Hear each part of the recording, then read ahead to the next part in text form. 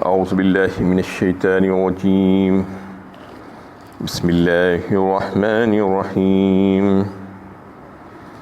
الذین کفروا وصدوا عن سبیل اللہ اضل اعمالہم، جن لوگوں نے کفر کیا اور لوگوں کو اللہ تعالیٰ کی راہ سے روکتے رہے، اللہ تعالیٰ نے ان کے اعمال ضائع کر دیے۔ یہاں سے سورہ محمد صلی اللہ علیہ وسلم شروع ہو رہی ہے۔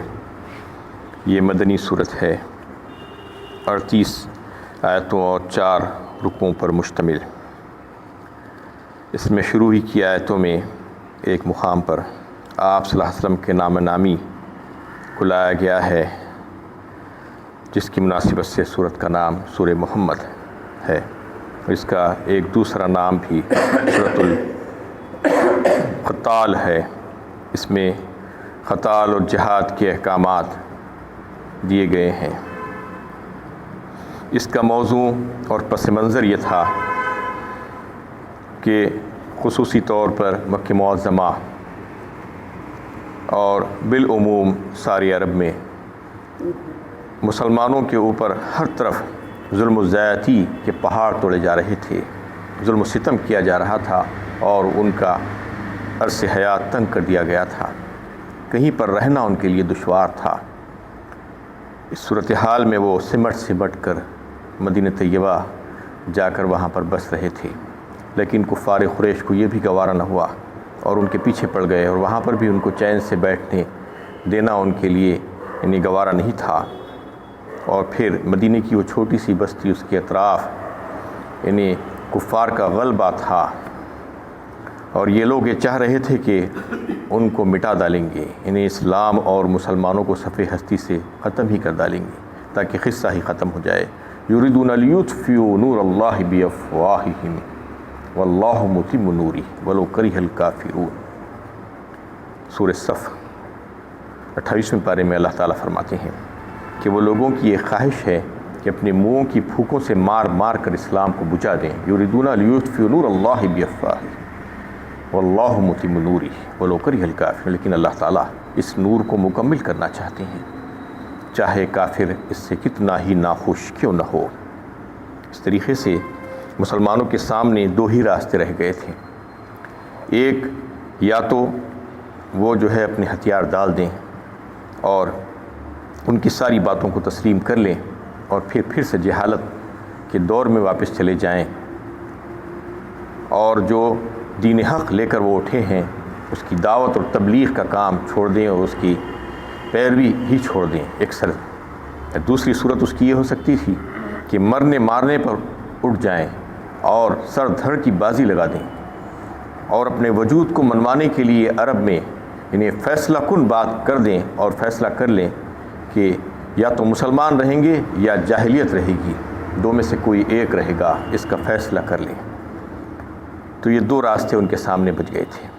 اس صورتحال میں ان کو جہاد کی اجازت دی گئی۔ اذن للذین یقاتلون بانہم ظلموا وان اللہ علی نصرہم لقدیر۔ سورہ حج 17ویں پارے میں کہا گیا کہ جن مسلمانوں پر کو کافر ستا رہے ہیں، ان سے جنگ کر رہے ہیں، ان کو جہاد کی اجازت دی جاتی ہے کہ وہ ان سے مقابلہ کریں۔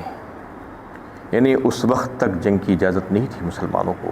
اس آیت میں سب سے پہلا حکم، اسلاف یہ کہتے ہیں کہ سب سے پہلے حکم تھا جہاد کے متعلق۔ سورہ حج میں جو آیا تھا 17ویں پارے میں، اذن للذین یقاتلون بانہم ظلموا، کیونکہ ان پر ظلم ہوا ہے اور اللہ تعالیٰ ان کی مدد کرنے پر قدرت رکھتے ہیں، اس لیے اللہ تعالیٰ اب سے آئندہ سے ان کو اس جہاد کا، ان سے مقابلہ کرنے کا حکم دے رہے ہیں، جن مسلمانوں کے اوپر زیادتی ہو رہی ہے اور جو کافر ان سے لڑ رہے ہیں، ان کو اجازت ہے یہاں پر۔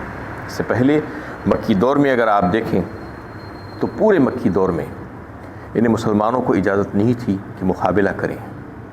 جب بھی تکلیف حد سے زیادہ ہو جاتی، صبر کا پیمانہ لبریز ہو جاتا، ایذائیں سہتے سہتے ایک وقت ایسا آ جاتا کہ وہ تکلیف میں جا کر نبی صلی اللہ علیہ وسلم کے پاس اجازت مانگتے کہ یا رسول اللہ ہمیں اجازت دیجیے کہ ہم بھی ان سے مقابلہ کریں، ہم بھی ان سے 2 ہاتھ ہو جائیں، لیکن ہمیشہ رسول اللہ صلی اللہ علیہ وسلم یہی فرماتے کہ ابھی حکم نہیں آیا ہے، ٹھہرو، کفو ایدیکم، کفو ایدیکم، اپنے ہاتھوں کو بند رکھو، اپنے ہاتھوں کو بند رکھو، ابھی اجازت نہیں ہے، ابھی حکم نہیں آیا ہے۔ اس طریقے سے جو ہے صبر کا حکم کرتے، اور اللہ تعالیٰ یہ چاہتے تھے کہ مسلمان ان کو جو ہے ایمان کے ذریعے سے مضبوط کیا جائے۔ آپ دیکھیے کہ 13 سالہ مکی دور میں ایمانیات ہی کی تعلیم ہوتی رہی ہے، یعنی احکامات برائے نام آتے رہے۔ آپ ساری مکی صورتوں کو اٹھا کر دیکھیے کہ ساری مکی صورتوں میں آپ کو ایمانیات ہی کی تعلیم ملے گی۔ تو یہ اللہ تعالیٰ کی مرضی اور منشا تھی کہ مسلمان سب سے پہلے ایمان کے ذریعے سے مضبوط ہو، اس کے بعد پھر جب ان کی یعنی تعداد زیادہ ہو جائے، قوت زیادہ ہو جائے، تو پھر جب وہ مقابلے کے قابل ہو جائیں گے تو پھر ان کو مقابلے کی اجازت دی جائے گی، ورنہ ہلاکت ہو جائے گی ان کے لیے۔ اللہ تعالیٰ یہ چاہتے تھے سب سے پہلے ایمان کی مضبوطی بہت ضروری ہے۔ آج یہ ہو گیا ہے کہ سطحی باتیں ہو رہی ہیں، صرف مسئلے مسائل پہ گفتگو ہوتی ہے، اور جو ہے صرف اسلام کی کچھ جو ظاہری تعلیمات ہے اس پر گفتگو ہوتی ہے، ایمان پر بات ہی نہیں ہوتی۔ ایمان دل میں جب تک کہ نہیں بیٹھے گا اس وقت تک مضبوطی نہیں آئے گی۔ تو اللہ تعالیٰ یہ چاہتے تھے کہ مسلمان ایمان کے ذریعے سے مضبوط ہو جائیں۔ یہ حکم ان کو دیا گیا تھا کہ اذن للذین یقاتلون بانہم ظلموا وان اللہ علی نصرہم لقدیر۔ اور پھر جہاد کا جو مقصد تھا اس کو بیان کیا گیا ہے کہ جہاد کے 2 مقاصد ہیں، ایک تو یہ کہ مظلومیت کا خاتمہ، اور دوسرے اعلاء کلمۃ اللہ کی بلندی۔ 2 ہی مقاصد ہیں اسلام میں جہاد کے، اس کے علاوہ تیسرا مقصد نہیں ہے۔ جیسا کہ دیگر قومیں اور ملکوں کی اور سلطنتوں اور حکمران کیا کرتے ہیں کہ اپنی حکومت اور سلطنت کو پھیلانے کی خاطر، اس کو وسیع سے وسیع تر کرنے کی خاطر جنگیں لڑتے ہیں، ملکوں کے وسائل پر قبضہ کرنے کی خاطر جنگیں لڑتے ہیں۔ دنیا میں آپ دیکھتے ہیں، تاریخ اٹھا کر دیکھیے، لیکن اسلام کبھی بھی اس کے پیش نظر یہ بات نہیں رہی ہے۔ اسلام کے پیش نظر تو صرف اور صرف مظلومیت کا خاتمہ اور اعلاء کلمۃ اللہ کی بلندی۔ اعلاء کلمۃ اللہ کی بلندی اس لیے کہ یہ ساری دنیا اللہ تعالیٰ کی بنائی ہوئی ہے۔ جب اللہ تعالیٰ کی بنائی ہوئی تو اللہ تعالیٰ ہی کا قانون یہاں پر چلنا چاہیے، اللہ تعالیٰ کی بات چلنی چاہیے، اللہ تعالیٰ کا حکم ماننا چاہیے۔ یہ اللہ تعالیٰ چاہتے ہیں کہ اعلاء کلمۃ اللہ کی بلندی، اور جو مظلومیت سے کا جو شکار ہیں، جو مظلوم ہیں، ان کو جو ہے اس سے نجات دلائی جائے، مظلومیت کا خاتمہ ہو۔ اس لیے جو ہے یہ جہاد کا حکم دیا گیا۔ الذین اخرجوا من دیارہم بغیر حق الا ان یقولوا ربنا اللہ۔ اللہ تعالیٰ خود فرما دیے ہیں کہ سورہ حج میں کہ یہ وہ لوگ ہیں مسلمان جن کو ان کے گھروں سے ناحق نکالا گیا۔ الذین اخرجوا من دیارہم بغیر حق الا ان یقولوا ربنا اللہ۔ ان کا جرم کیا تھا؟ صرف یہی تھا کہ وہ لوگ یہ کہہ رہے تھے کہ ہمارا پالنے والا، ہمارا پالنہار، ہمارا خالق و مالک پروردگار اللہ ہے۔ یہ انہوں نے کہا تھا، بس اتنا ہی جرم تھا ان کا۔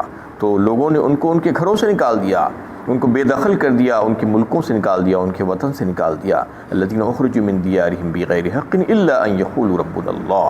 اور پھر قاتلوا فی سبیل اللہ الذین یقاتلونکم ولا تعتدوا ان اللہ لا یحب المعتدین۔ یہ حکم آیا ہے جہاد کے متعلق سورہ بقرہ 2 پارے میں۔ اس میں جو ہے اللہ تعالیٰ واضح حکم فرمائے ہیں کہ لڑو ان سے جو تم سے لڑ رہے ہیں۔ قاتلو، اللہ کی راہ میں لڑو، قاتلو فی سبیل اللہ، اپنے لیے نہیں بلکہ اللہ کی راہ میں۔ قاتلو فی سبیل اللہ الذین یقاتلونکم ولا تعتدوا ان اللہ لا یحب المعتدین۔ لیکن پھر اس کے ساتھ ہی کہہ دیا گیا کہ حد سے آگے نہیں بڑھنا، زیادتی نہیں کرنا۔ اللہ تعالیٰ پسند نہیں فرماتے زیادتی کرنے والوں کو۔ اس کا یہ حکم دیکھیے، آپ اندازہ لگائیے کہ آج ساری دنیا میں اسلام کو لوگ کیا کہہ رہے ہیں؟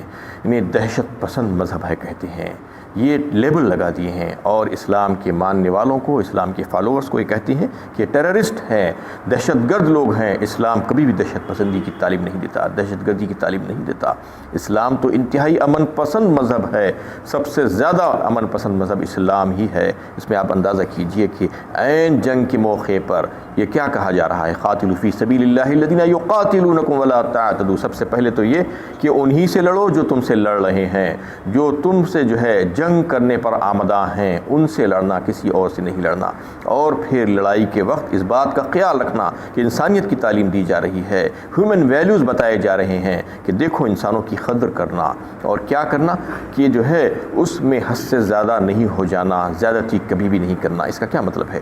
دیگر قوموں کو آپ دیکھیے کہ جنگ کے موقعوں پر کیا حالات پیش آتے ہیں، وحشیانہ کام کرتے ہیں، بربریت کا مظاہرہ کرتے ہیں، اور یہ کہتے ہیں کہ جنگ میں ہر چیز جائز ہے۔ اور آپ دیکھتے ہیں کہ جنگ جب ہوتی ہے تو ملکاں کیا کرتے ہیں، ملک کے حکمران جب فوج کو بھیجاتے ہیں تو فوج جا کر جب کسی ملک پر حملہ کرتی ہے تو وہاں کی بستیوں کی عورتوں کی عزت و ناموس کی حفاظت باقی نہیں بچتی، ان کو جو ہے سر بازار نیلام کر دیا جاتا ہے اور چھوٹے چھوٹے بچوں کو قتل کر دیا جاتا ہے، معصوم بچوں کو۔ لیکن اسلام ان تمام چیزوں سے روکتا ہے۔ اسلام میں جو ہے عین جنگ کی حالت میں بھی جو ہدایت دیے گئے ہیں، ہدایات ہے اس کے لیے کہ دیکھو تم عورتوں کو قتل نہیں کرنا، تم ضعیف لوگوں کو اور بوڑھوں کو نہیں مارنا، بیماروں کو نہیں مارنا، چھوٹے بچوں کو نہیں مارنا، اور جو بھی لوگ مذہبی قسم کے جو لوگ ہیں وہ اپنی اپنی عبادت گھروں میں عبادت کرتے ہوئے بیٹھے ہوئے ہیں، وہ تم سے نہیں لڑ رہے ہیں تو تم ان سے نہیں لڑنا، ان کو نہیں مارنا، ان کے عبادت کرنے والے لوگ، ان کے مذہبی لوگ، ان کو بھی نہیں مارنا، جانوروں کو قتل نہیں کرنا، درختوں کو نہیں کاٹنا۔ یہ ساری ہدایات اللہ تعالیٰ دے رہے ہیں اور اللہ کے نبی صلی اللہ علیہ وسلم بتا رہے ہیں کہ دیکھو عین جنگ کی حالت میں بھی تم کو اپنے آپ پر قابو رکھنا چاہیے، انسانیت کا لحاظ کرنا چاہیے، اس وقت بھی جو ہے ایسے کام نہیں کرنا۔ تو یہ کام جو ہے اسلامی جہاد میں ہے، اسلامی قتال میں۔ جبکہ لوگ یہ کہتے ہیں کہ یہ دہشت پسندی کا مذہب ہے، کیسے ہوا دہشت پسندی کا مذہب؟ بتائیے، دہشت گردی کی تعلیم اسلام کبھی بھی نہیں دیتا۔ اب اگر کوئی اس کا دوسرا رخ پیش کرنا چاہتا ہے اور کوئی یہ جو ہے اس کو غلط انداز میں پیش کرنا چاہتا ہے اسلام کا نام لے کر، اور جو ہے اسلامی تنظیم کہہ کر اس کو، یا مسلمان کہہ کر، یا مسلمان جو ہے اسلام کے فالوورز اگر غلط کام کر رہے ہیں تو اس کا مطلب یہ نہیں کہ اسلام غلط ہے۔ وہ لوگ اگر کچھ کر رہے ہیں آج جو ہے اسلام کے نام پر جو ہے اگر کچھ کام کر رہے ہیں تو وہ بات بالکل غلط ہے، جیسا کہ جو ہے آج سر بازار یعنی بازاروں میں کامن پلیسز پہ، پبلک پلیسز پہ بام لگا کر جو ہے لوگوں کو اڑا دیا جاتا ہے، یا جو ہے ایسے جو ہے کام کر دیے جاتے ہیں کہ انسانی بام بنا دیا جاتا ہے، سوسائڈ بام۔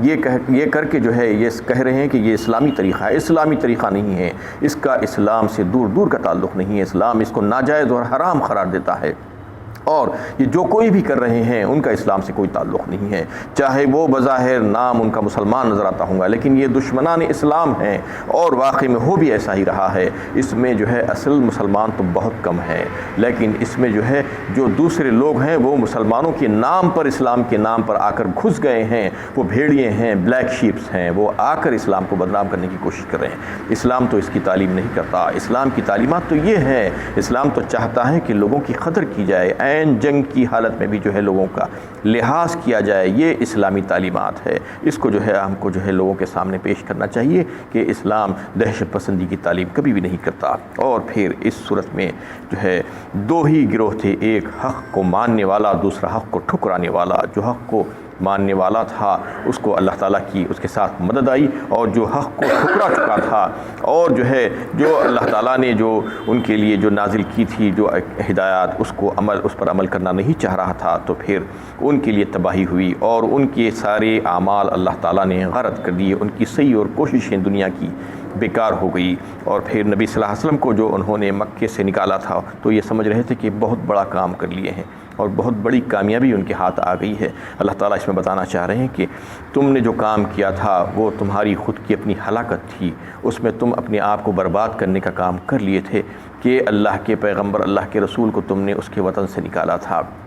اور پھر مسلمانوں کو ہدایت دی گئی ہے کہ تم اپنی جو ہے کمزوری اور تم اپنی قلت تعداد اور جو ہے دیگر وسائل کی کمی کی وجہ سے پست ہمت کبھی بھی نہیں ہونا، اور تم کبھی بھی جو ہے دشمن کے سامنے صلح کا پیغام نہیں پیش کرنا، اس سے تمہاری بزدلی اور پست ہمتی ظاہر ہوگی۔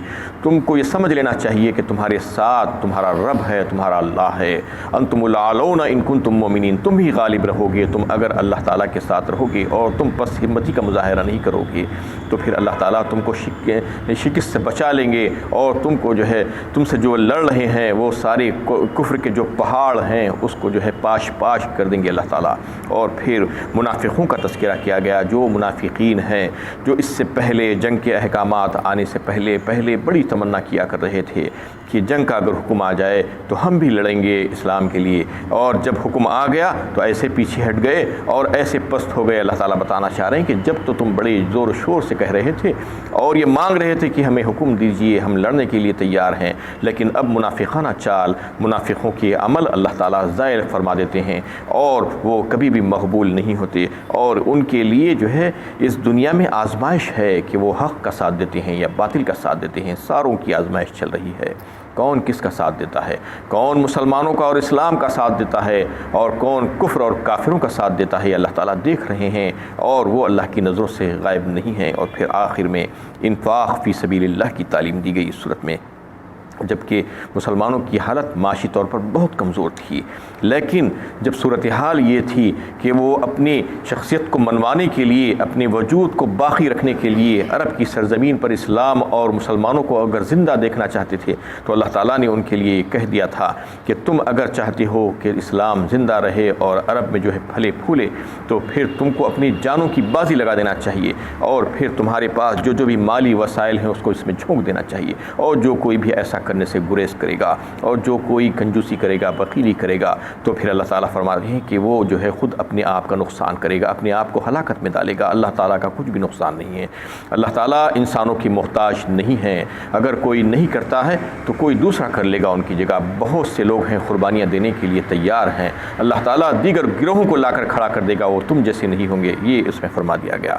اور پھر اس آیت کی شروعات میں یہ بات کہی گئی کہ الذین کفروا وصدوا عن سبیل اللہ اضل اعمالہم، جنہوں نے کفر کیا اور اللہ کی راہ سے روکا۔ اللہ کی راہ سے روکنے کے مختلف طریقے ہو سکتے ہیں، مختلف صورتیں ہو سکتی ہیں کہ وہ ایمان لانے والوں کو براہ راست روک دیں، ایمان نہ لانے دیں، یا دوسری صورت یہ ہو سکتی ہے کہ ان کے اوپر اتنا ظلم و ستم کرے، ان کو اتنا ستائے کہ وہ جو ہے اسلام سے نکل جائیں، اور تیسری صورت یہ ہو سکتی ہے کہ اسلام کے تعلق سے بدگمانی پھیلائے لوگوں کے دلوں میں، ان کو بدظن کر دیں، ایسی افواہیں اڑائیں کہ وہ اسلام سے دور ہو جائیں۔ یہ ساری کی ساری چیزیں رہن راہ اللہ میں روکنے کے متعارف ہے، اور ان لوگوں کے لیے اللہ تعالیٰ فرما رہے ہیں کہ ان کے اعمال ہم نے ضائع کر دیے، جو کچھ بھی اچھے عمل وہ نیک عمل کیے تھے، چاہے وہ کچھ بھی سمجھ رہے ہوں گے، وہ حاجیوں کی خدمت کیے ہوں گے، کعبۃ اللہ کی خدمت کیے ہوں گے، یا صلہ رحمی کیے ہوں گے، سب کے سب اللہ تعالیٰ نے غارت کر دیے۔ وآخر دعوانا ان الحمد للہ۔